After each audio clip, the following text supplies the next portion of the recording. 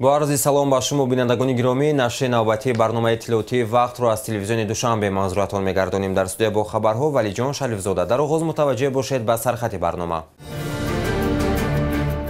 افتتاح انشاءات نو در ناحیه سینای پایتخت، توجه به سطح و صفت خدمترسانی آن. تشکیل ملاقات و واخوری‌های سودمند در ناحیه‌های شهر، بررسی مسئله تربیت خودشناسی جوانان در این زمینه. برگزاری جلسه‌های جنبسته در تشکیلات‌های ابتدایی حزبی، شرح نقطه‌های پیام رهبر دولت در دایره آن. تربیت وطن‌دوستی شهروندان و بررسی مسئله‌های آن، تشکیل همایش وابسته به این سمت در مؤسسه‌های عالی تعلیمی. نتیجه گیری از فعالیت سالانه ساختار و مقامات گوناگون و مؤسسه‌های عالی تعلیمی، بررسی دستاورد و مشکلات در روند نشست‌های مطبوعاتی. ایجادیات موسیقی مراسم تاجیکان، معرفی کتاب با چنین عنوان در کتابخانه ملی.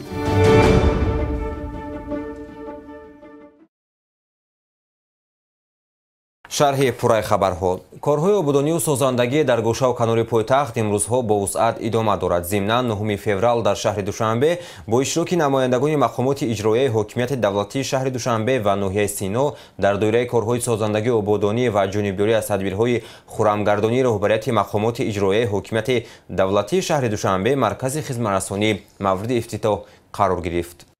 در دوره دستور هدایت‌های اساسگذار صلح و وحدت ملی، پیشوای ملت، پرزیدنت جمهوری تاجیکستان محترم امامعلی رحمان و تشبث‌های سازنده رئیس شهر دوشنبه محترم رستم امامعلی جهت وسعت بخشیدن کارهای آبادانی با اشتراک نمایندگان مقامات اجرایی حکومت دولتی شهر دوشنبه و ناحیه سینا در کوچه شمسی مرکز خدمترسانی استراحتی و فراغتی حمام 82 مورد افتتاح قرار گرفت. انشاءات مذکور از 4 آشانه عبارت بوده. ساختمان آن سال 2020 آغاز گردیده بود. مساحت عمومی بنا 2163 متر مربع را در بر میگیرد.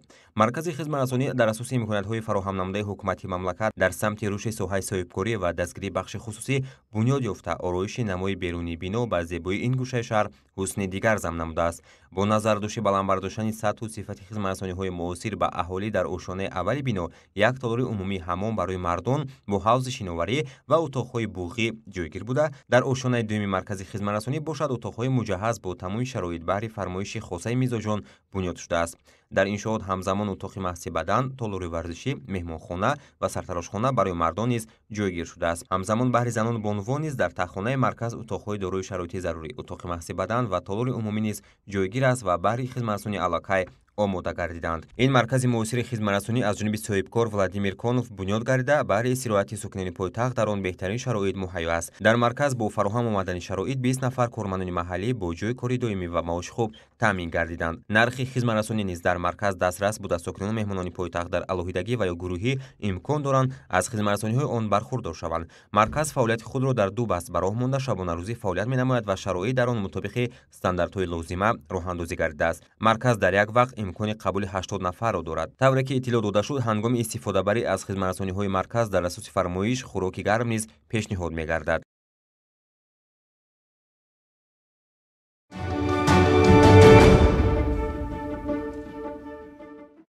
اعضای تشکیلات ابتدایی حزب خدمت دولتی کمیته اجرایی حزب خلقی دموکرات تاجیکستان در ناحیه اسماعیل سامانی سال 2022 را با دستاوردهای نظر سپری نمودند.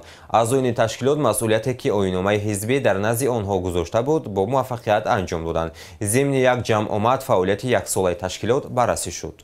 پیام پرزیدنت جمهوری تاجیکستان محترم امامعلی رحمان با مجلس عالی مملکت درباره سمت‌های اساسی سیاست داخلی و خارجی جمهوری تاجیکستان همچون دستورالعمل راهنما و فعالیت برای خدمتچیان دولتی تاکید گردید در آغاز همایش تشکیلات ابتدایی حزبی خدمت دولتی حزب خلق دموکراتی تاجیکستان در ناحیه اسماعیل سامانی شهر دوشنبه. اشتراکچیان همایش از جمله اعضای تشکیلات ابتدایی حزبی خدمت دولتی نزد اگنتی خدمت دولتی نزد پرزیدنت جمهوری تاجیکستان وابسته به دستاوردها در سال 2022 که در زمینه تطبیق نشاندادهای این حجت راهنمونساز به عمل آمده است تبادل افکار نموده نقشه‌های آینده را مورد بررسی قرار دادند. تاکید گردید که در سال سپری گردیده اجرای فعالیت در دایره تطبیق نشاندادهای پیام سالانه پرزیدنت جمهوری تاجیکستان محترم امامعلی رحمان و مجلس عالی مملکت و طلبات آیین‌ناموی حزب خلق دموکراتی تاجیکستان با راه‌اندازی نقشه چاره‌بینی‌های خاصه به راه مانده شد. در این دوره با اشتراک وکیلان مجلس نمایندگان مجلس عالی جمهوری تاجیکستان و نمایندگان دیگر وزارت اداره‌های دولتی در نزد تشکیلات ابتدایی حزب یک قطار چاره‌بینی‌های علمی و نظریوی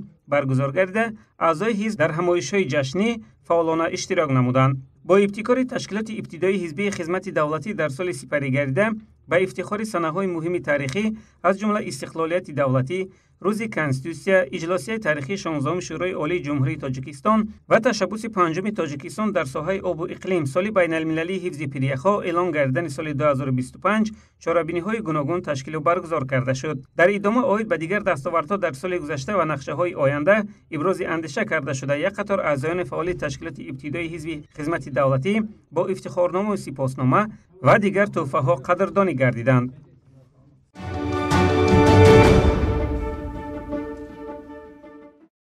با مقصد شرح و توضیح بیان‌های پیام پیشوای معظم ملت محترم امام علی رحمان جهت ترغیب طرز حیاتی سالم، پیشگیری صادرکنی عمل و کردارهای نامطلوب از جانب جوانان و نابالغان و بررسی راه‌های به علم و دانش راهنمون ساختن این قشر آینده‌ساز جامعه در بینای مؤسسه تحصیلات میانه عمومی رقم 72 ناحیه فردوسی با اشتراک دیرکتوران مؤسسه تحصیلات میانه عمومی ناحیه، رئیسان شورای شهرک و محل و فعالان جامعه ملاقات سودمند دایر گردید.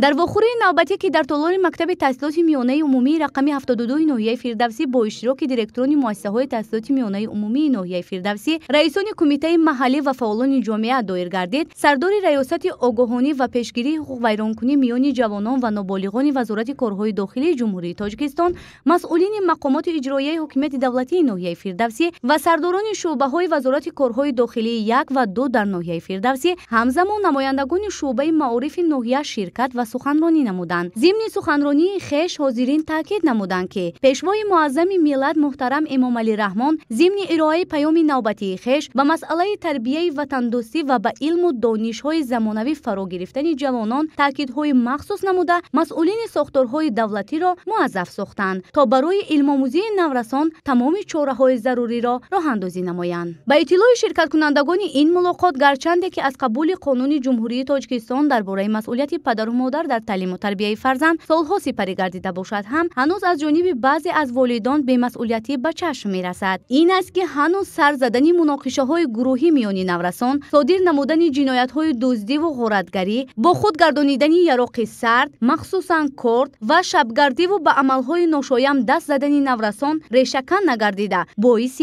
تشویش گردیده است. در این زمینه تاکید گردید که باید همگان دست جمعانه در تربیت نورسان سهم ارزنده خود را گذارند. در ادامه اشتراکداران قید نمودند که تربیت نسل نورس از عائله آغاز گردیده در مؤسسه‌های تعلیمی رشد و تکامل می‌یابد. ناقصی‌ها در تربیت کودکان و نورسان پیش از همه از آغوش عائله ابتدا می‌گیرند. والدین بیشتر بند تشویش‌های روزگارداری گشته به کودکان خود رفتار و کردار آنها کم توجه ظاهر می‌نمایند و اکثرا کودکان را کمتر نظارت می‌کنند. گروه دیگری والدین تربیت کودک را وظیفه مخصوص مکتب و آموزگاران می‌دانند، ولی مشاهده‌ها نشان می‌دهند که بیشتر به نظارتی و جنایتکاری میان نابالغان بیرون از ساعت‌های درسی رخ می‌دهند. در ادامه راهبر گروه جوانان اوانگارد به سخن برآمده دایر به سهم جوانان در پیشبرد سیاست راهبر دولت سخن کرده افزود که در حقیقت تطبیق با ثمر سیاست دولتی جوانان از روزهای نخستین صاحب استقلالی در محور فعالیت حکومت جمهوری تاجیکستان قرار دارد. اکثریت اهالی تاجیکستان را جوانان تشکیل می‌دهند که آنها دوام دهنده کار و فعالیت نسل کلانسال، نیروی سازنده و اقتدار واقعی پیشرفت جامعه، خلاصه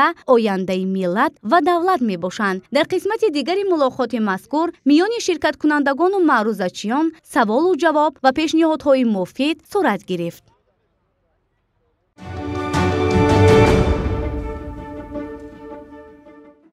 توجه نمایید به ادامه خبر و گزارش‌های برنامه. تربیه وطندوستی شهروندان و بررسی مسائل آن، تشکیل همایش وابسته به این سمت در مؤسسه‌های عالی تعلیمی. نتیجه گیری از فعالیت سالانه ساختار و مقامات گوناگون و مؤسسه‌های عالی تعلیمی، بررسی دستاورد و مشکلات در روند نشست‌های مطبوعاتی. ایجادیات موسیقی مراسم تاجیکان، معرفی کتاب با چنین عنوان در کتابخانه ملی. тарбияи ватандӯзии шаҳрвандон дар мадди назари роҳбарияти олии мамлакат қарор дошта дар робита ба ин масъала мунтазам чору тадбирҳои судманд амалӣ мегардад. Ин масъала акнун дар сатҳи қонунгузории кишвар низ ба танзим дароварда шуд. Дар Академияи идоракунии давлатӣ назди президенти ҷумҳурии Тоҷикистон ҳамоиш вобаста ба шарҳи қонуни ҷумҳурии Тоҷикистон дар бораи тарбияи ватандӯзии шаҳрвандон ки 24 декабри соли 2022 қабул гардидааст доир шуд. гузориши ҳамкорунамон дар ин бора омода шудааст.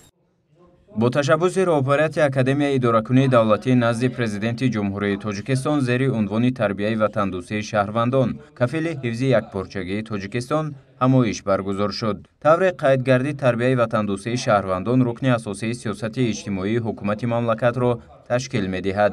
вобаста ба ин дар моддаи 43 Конститутсияи ҷумҳурии Тоҷикистон бобати тақвияти ҳимоя ва ҳифзи ватан арзишҳои миллӣ ва манфиатҳои давлату ҷомеа муқаррарот пешбинӣ гардидааст. қобили тазаккур аст ки таҳкими раванди тарбияи ватандӯзии шаҳрвандон зери таваҷҷӯҳи бевоситаи роҳбарияти олии кишвар қарор дошта, пешвои миллат дар ҳар як суханронияшон доир ба масъалаи мазкур ибрози назар менамоянд. дар ҳақиқат мавзӯи ватандӯстӣ хештаншиносии миллӣ арҷ гузоштан ба арзишҳои олии кишвар яке аз мавзӯъҳои муҳими самти таълиму тарбия ба ҳисоб рафта, тадриси он вазифаи аввалин дараҷа ва муқаддаси ҳар як шаҳрванди ҷумҳурии Тоҷикистон ба шумор меравад. хушбахтона соли 2022 қонуни ҷумҳурии Тоҷикистон дар бораи тарбияи ватандӯстии шаҳрвандон қабул гардид ва қонуни мазкур барои ташаккули заминаҳои меъёрии ҳуқуқии самти тарбияи ватандӯстӣ ҷанбаҳои фарҳангӣ, маънавию сиёсӣ ва маърифати ҳуқуқии шаҳрвандон санги асос гузошт. ҳамчунин вобаста ба мавзӯи ҳамоиш зикр гардид ки ҷараёни татбиқи барномаҳои давлатӣ оид ба ватандӯстӣ собит месозад ки бояд дар ин ҷоҳда тадбирҳои самарабахш таҳия ва амалӣ карда шаванд.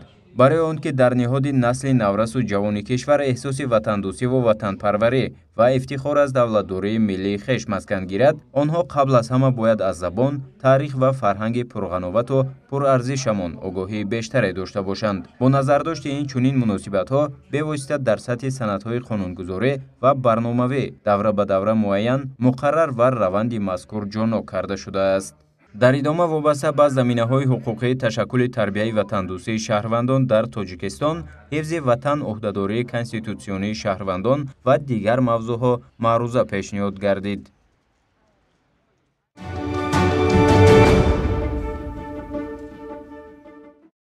палатаи савдо ва саноати ҷумҳурии Тоҷикистон дар давоми соли 2022 бо мақсади ба низоми хоҷагидории ҷаҳонӣ мувофиқ намудани фаъолияти корхонаҳои хурду миёна ки аксарияташон аъзои палата мебошанд, як қатор корҳои мушаххасро ба анҷом расонид. ин амал барои рақобатпазир гардидани маҳсулоти истеҳсолии онҳо замина мегузорад. шарҳи ҳамкорони мо. палатаи савдо ва саноати ҷумҳурии Тоҷикистон дар соли 2022 фаъолияти худро баҳри мусоидат ва амалисозии рушди иқтисодии ҷумҳурии Тоҷикистон, ҳамгирӯи он ба низоми хоҷагидории ҷаҳонӣ, ташаккули зербинои муосири муносибатҳои бозоргонӣ, ба вуҷуд овардани шароити мусоид барои фаъолияти иқтисодии хориҷӣ, танзими муносибатҳои соҳибкорон бо шарикони иҷтимоии онҳо, тараққии ҳамаҷонибаи соҳибкорӣ, робитаҳои тиҷоратию иқтисодӣ ва илмию техникии соҳибкорони Тоҷикистон бо соҳибкорони кишварҳои хориҷӣ, инчунин бо мақсади амалишавии стратегияҳо, барномаҳои давлатӣ ва такмили механизми татбиқи сиёсати дохилию хориҷии кишвар равона намудааст, гуфта шуд зимни нишасти матбуотии палатаи савдо ва саноати ҷумҳурии Тоҷикистон. боиси зикр аст ки масъалаи муаррифии молу маҳсулоти ватанӣ берун аз кишвар яке аз самтҳои асосӣ ва муҳими фаъолияти палата ба ҳисоб рафта, дар давраи ҳисоботӣ ба масъалаи мазкур диққати махсус дода шудааст. инчунин зимни баромади роҳбарияти палатаи савдо ва саноати ҷумҳурии Тоҷикистон гуфта шуд ки дар давраи ҳисоботӣ палата дар ҳамкорӣ бо вазорату идораҳои дахлдори кишвар, сафоратхонаҳои ҷумҳурӣ дар давлатҳои хориҷ ва шарикони рушд дар ташкил ва таъмини иштироки ширкату корхонаҳои ватанӣ дар 26 намоишгоҳи байналмилалӣ дар 13 давлати дунё, аз ҷумла дар Амороти Муттаҳидаи Араб, ҷумҳуриҳои Корея, Малайзия, Узбекистон, Чин, Эрон, Қазоқистон, Покистон, Ҳиндустон, Федератсияи Россия, Олмон ва ғайра, инчунин дар 21 намоишгоҳи дар дохили ҷумҳурӣ баргузор гардида мусоидат намуда, иштироки аъзои худ ва соҳибкорони ватаниро дар кори онҳо таъмин намудааст. фаъолияти палатаи савдо ва саноат дар самти ташкили мизҳои мудаввар, семинару конференсияҳо, вохӯриҳои доираҳои соҳибкорон оид ба мавзӯъҳои мубрам низ қобили тазаккур аст. Аз ҷумла палата дар ҳамкорӣ бо дигар вазирату идораҳо дар ташкил намудани 55 бизнес форум ва бизнес миссияи доираҳои соҳибкорони ватаниву хориҷӣ, 127 конференсияю семинар, вебинару тренинг дар шакли ҳузурӣ ва ҳам дар шакли маҷозӣ мусоидат намуда, иштироки намояндагон ва аъзои палатаро дар чорабиниҳои мазкур таъмин намудааст.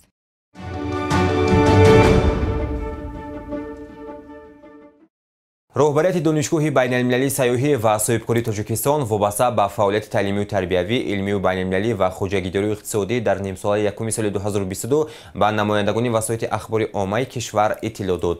Зимни суҳбат бо рӯзноманигорон иброз намуд, ки омӯзгорону кормандони донишгоҳи байналмилалии сайёҳӣ ва соҳибкории Тоҷикистон соли 2022-ро бо рӯҳу илҳоми тоза ва дилгармӣ ҷамъбаст намуданд, зеро дар ин сол асосгузори Солваҳдати миллӣ пешвои миллат президенти кишвар муҳтарам Эмомалӣ Раҳмон заҳмату талошҳои роҳбарият ва устодони донишгоҳро қадр карда ба донишгоҳ мақоми байналмилалиро доданд.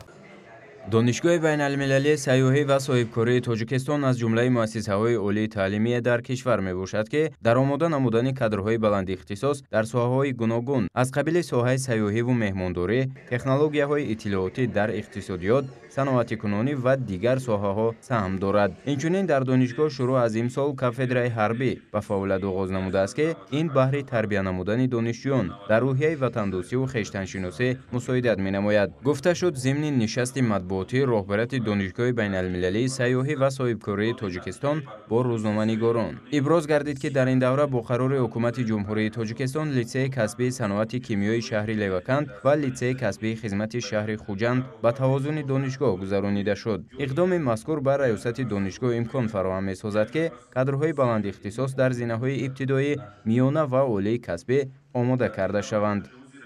филиали донишгоҳи байналмилалии сайёҳӣ ва соҳибкории Тоҷикистон дар вилояти Суғ ва Хатно инҳо бо қарори ҳукумати ҷумҳурии Тоҷикистон таъсис дода шудааст. Намбошад аз соли 2021 шурӯъ карда истодааст ва филиалҳо ман боз дар баромади худ ишора кардам, литсеи касбии саноати кимиёи шаҳри Леваканд ва литсеи хизмати шаҳри Хуҷанд бо қарори ҳукумати ҷумҳурии Тоҷикистон ба тавозуни донишгоҳ гузаронида шуд ва филиалҳо дар ҳамон литсей дар бинои алоҳида кор ва фаъолият карда истоданд. қайд гардид, ки дар соли 2022 дар донишгоҳ 17 кафедра бо ҳайати илмӣ педагогии 214 нафара фаъолият намуданд. Аз шумораи илмӣ педагогии донишгоҳ 198 нафарашон кормандони доимӣ ва 16 нафарашон ҳамкорони беруна мебошанд. Дар ин давра раёсати донишгоҳ вобаста ба баландбардоштани иқтидори илмии кафедраҳои равияҳои табиатшиносӣ, дақиқ ва риёзӣ корҳои назаррасро анҷом дод, ки дар натиҷа иқтидори илмӣ дар ин самт наздик ба 59% расонида шуд. боиси қайд аст, ки ҷиҳати амалигардонии нақшаи чорабиниҳои 20-солаи омӯзиш ва рушди фанҳои табиатшиносӣ, дақиқ ва риёзӣ дар соҳаи илму маориф барои солҳои 2020-2040 бо дастгирии ҳукумати ҷумҳурии Тоҷикистон ва мақомоти ваколатдори соҳа танҳо дар соли 2022 3 маротиба олимпиада барои дарёфти ҷоми раёсати донишгоҳи байналмилалии сайёҳӣ ва соҳибкории Тоҷикистон баргузор карда шуд. ҳамин тавр раёсат ва кормандони донишгоҳ тамоми ғайрату маҳорати худро ба он равона намуданд, ки сифати таҳсил боз ҳам беҳтар гардад. барои иҷрои ин вазифа на танҳо пойгоҳи устувории моддӣ техникӣ ба вуҷуд оварда шудааст, балки маҷмӯи чорабиниҳои ташкилӣ, методӣ ва кадрӣ амалӣ гардидааст, ки дар натиҷа сифати таълим то андозае боло рафтааст.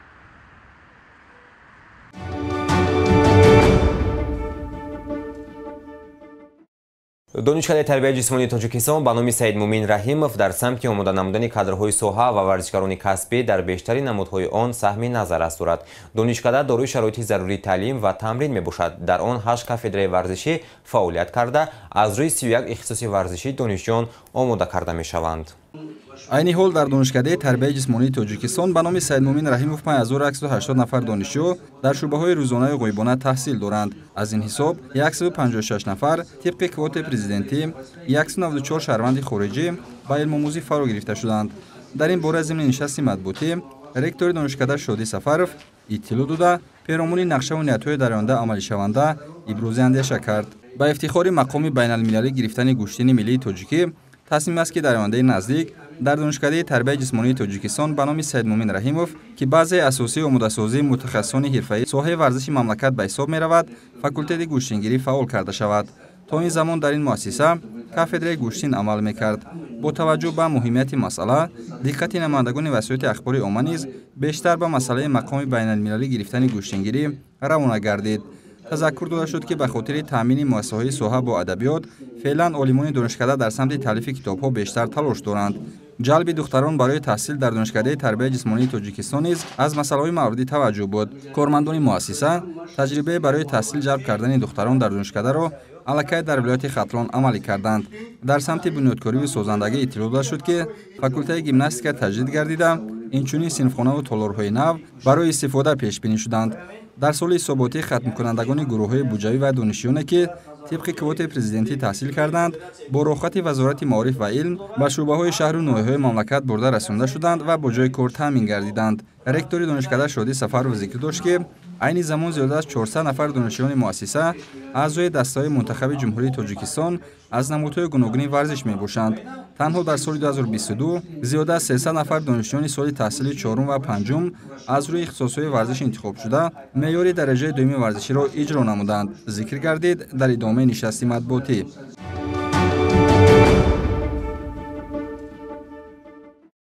дар китобхонаи миллии рӯнамоӣ китоби Кароматулло Раҳимзода бо номи эҷодиёти мусиқии маросимии тоҷикон баргузор гардид. дар чорабинӣ намояндагони китобхонаи миллии Тоҷикистон, омӯзгорону профессорони донишгоҳу донишкадаҳои мамлакат иштирок намуданд. идомаи мавзӯъ дар гузориши хабарнигорони мо. дар китобхонаи миллии Тоҷикистон рӯнамои китоби Кароматулло Раҳимзода бо номи эҷодиёти мусиқии маросими тоҷикон баргузор гардид. зимни баргузории чорабинӣ таъкид карда шуд ки фарҳанги мусиқии тоҷикон чун дигар анвои бадиию забоншиносии он, таърихи бостонӣ ва мероси дороию саршор аз гуногунии жанрию шакли созию овозӣ рангомез ва ҳавзаҳои пажӯҳиши усулан устувори миллӣ ва эҷодию иҷроист. ҳадафи рӯнамои китоби мазкур бо такя ба гузориши ҷомеаи сарчашмаҳои хаттии ин қарнҳо равшан намудани ҷараёни вазъияти фарҳанги мусиқии тоҷикон ва таъсиру бостоби он дар фарҳанги мардумони ин минтақа аст. донишманди шинохтаи тоҷик бо такя ба махазҳои таърихӣ саъй намудааст ки дар асар вазъи фарҳанги мусиқии тоҷикон ба таври барҷаста инъикос намояд. аз китоби мазкур донишҷӯён метавонанд истифода намоянду аз чӣ гунагии мусиқии халқии миллати тоҷик бохабар шаванд. китоб бо забони тоҷикӣ мунташир гардида армӯҳонест барои фарҳангиён ва дӯстдорони мероси мусиқии тоҷикон. дар поёни маҳфил роҷа ба мавзӯи мусиқии маросими кишвар суҳбатҳои ҷолибу хотирмон ва пешниҳодҳо иброз гардид. ҳамчунин ҳунармандони филармонияи давлатии Тоҷикистон бо иҷрои сурудҳои маросими тоҷикӣ табъи ҳозиринро шод гардониданд.